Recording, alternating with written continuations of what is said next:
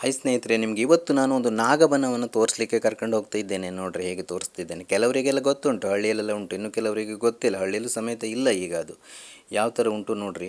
ಎಷ್ಟು ದೊಡ್ಡ ಉಂಟು ಇಲ್ಲಿ.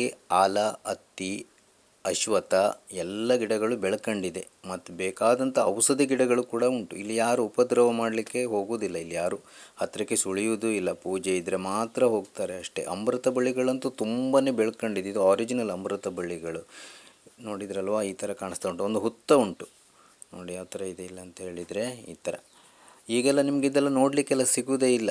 ಅಂದರೆ ಟೈಲ್ಸ್ ಎಲ್ಲ ಹಾಕಿ ಈ ಥರ ಕಟ್ಟಡ ಮಾಡಿಬಿಟ್ಟಿದ್ದಾರೆ. ನೋಡಿರಿ, ನಾಗ ಮಾತ್ರ ಉಂಟು ಅಲ್ಲಿ, ಬನ ಇಲ್ಲ. ಇಲ್ಲಿ ಒಂದು ಪುಷ್ಕರಣಿ ಉಂಟು, ನೋಡಿದ್ರಲ್ವ. ಎಷ್ಟು ಆಳ ಉಂಟು ಅಲ್ಲಿ. ಇಲ್ಲಿ ಒಂದು ನೋಡಿ ಕಲ್ಲಿನ ಕೋಟೆ ಥರ ಉಂಟು. ಇದು ಭಾಳ ಹಿಂದಿನ ಕಾಲದ್ದು ಇದು.